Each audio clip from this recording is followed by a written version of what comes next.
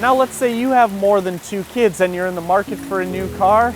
Chances are you're looking for something that looks like that. The 2021 Toyota Highlander.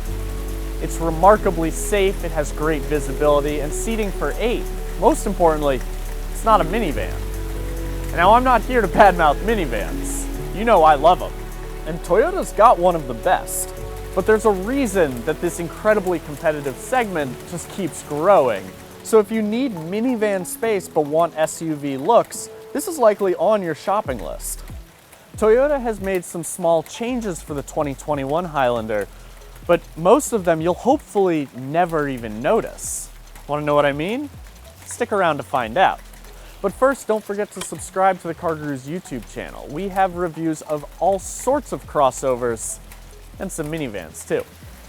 It's not enough anymore that crossovers offer SUV form factor with minivan levels of seating. No, now they have to look dynamic and sporty too.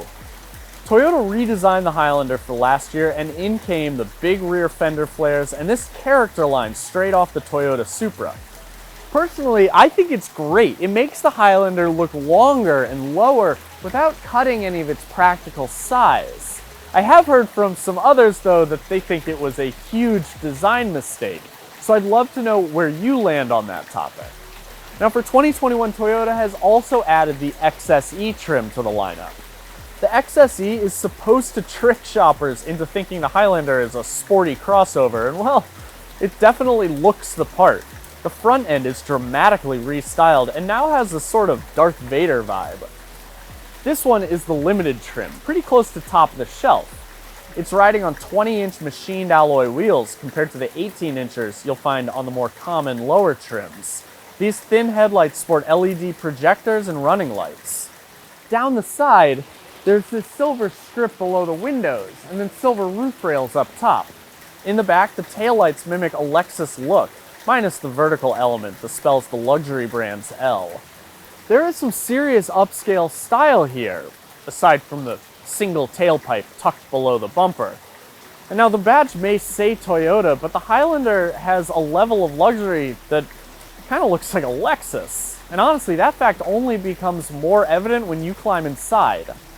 Before we do that, let's cover the 5 things to know about the 2021 Toyota Highlander. 1. It is built for family duty.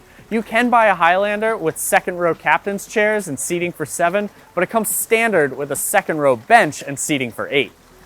2. The Highlander doesn't come standard with all-wheel drive, like the Subaru Ascent does. And now the option to get a front-wheel drive Highlander may be appealing to southern shoppers, but if you live where it snows, make sure the car you're considering has all-wheel drive. 3. Don't expect more than 23 or 24 miles per gallon. If you need more fuel economy than that, consider the Highlander Hybrid. 4. The big touchscreen in the limited and platinum trims is super impressive looking, but it's not the newest software on the market, and a lot of the features only show on part of the screen. There are better options available. And 5, if safety is important to you, then the Highlander is worth a test drive. Toyota loads up its cars with advanced safety tech, and it's added even more tech to the 2021 Highlander. The non-hybrid Highlander gets a 3.5-liter V6 engine, making 295 horsepower and 263 pound-feet of torque. It runs through an 8-speed automatic transmission, and as you probably could have guessed, it is entirely predictably fine.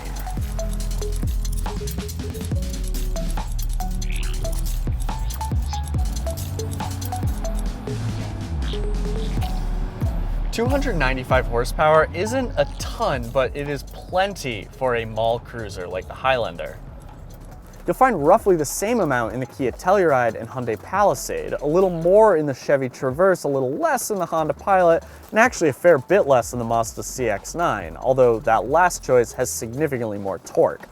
Ford will sell you a fire-breathing Explorer ST if you're willing to pay for it, but most Explorers sit right around this power mark. With some cars, you get in them and you dart and you scoot and you zip, and with 3-row crossovers, you lumber. And that's fine. We don't buy cars like this to tear around Watkins Glen. The XSE trim looks like it could tear around the Glen, but it has the same engine as all the other Highlanders. Toyota added higher rated springs, retuned the shock absorbers and the electric power steering, and it added a rear stabilizer bar to the XSE. So that one should handle and steer a little better, but it's not going to be any faster on the interstate, where we're going to see the majority of Highlanders. Because that's the Highlander's home. Load one up, hit the highway, and enjoy the start to a family vacation.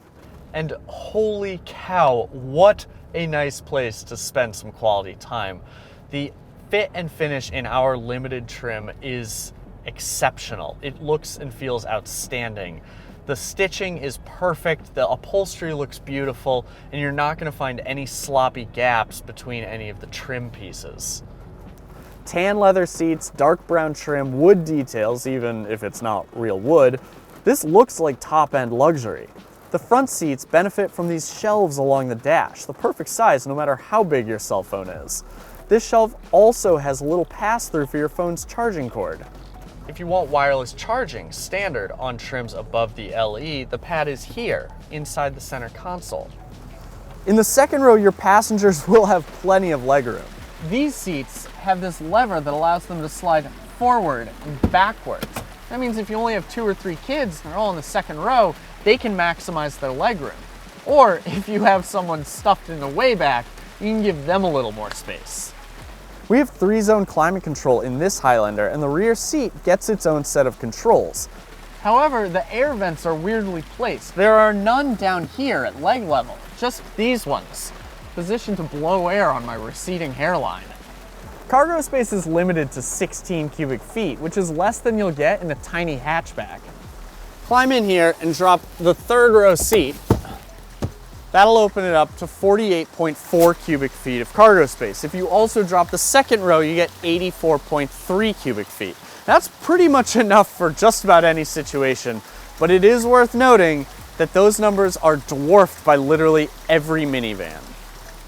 This 12.3-inch touchscreen is an option on our limited test trim. It comes standard on the top-tier Platinum trim level. Want to save money and buy a less expensive trim? Well, then you can't have this, and that's a shame because this looks great. The home screen splits the info onto 3 slides. So we can click into the map to view the larger navigation display and press this button to see the full, Okay, so you can't get full screen maps on this 12.3-inch display, and that is a shame. The way this is set up, your view of the map is never going to be bigger than it would be on the standard 8-inch screen. I'd love to hear what you have to say about that in the comments section below. Because other than that, and the Toyota navigation system's continued struggle to locate points of interest without a specific address, this infotainment system is pretty great. It's fast, it looks crisp and sharp, the screen is really bright, there are tuning knobs and volume knobs, and most importantly, it's easy to use. There are also a ton of advanced safety systems on board this Highlander. Over the past few years, we have seen Toyota Safety Sense S, Toyota Safety Sense P, TSS 2.0, and now TSS 2.5. Outside of the new XSE trim, these advanced safety systems definitely represent the biggest change from the outgoing 2020 Highlander to this new 2021 model. Buyers now get road sign recognition, full speed adaptive cruise control, lane tracing assist, and that's just the start. Like I said, the big improvements are ones you will hopefully never have to need. You can technically get a Toyota Highlander for as low as $34,810 before the destination charge, but most shoppers are going to spend closer to $40,000, if not more. The new XSE trim starts at $41,405, and you have to pay extra if you want all-wheel drive. The price of pretty much every 3-row crossover now starts in the $30,000 range, so seeing the price tag on a loaded-up Highlander Limited like this one start to creep towards $50K, well, it's not that surprising. I mean, there's a lot of metal here and a lot of tech underneath that metal, and it's all worth paying for. Thanks for watching. If you're in the market for a 3-row crossover, are you going with a 2021 Highlander or maybe something from one of its competitors? Let us know in the comments. Don't forget to subscribe to the CarGurus YouTube channel, and we'll see you next time.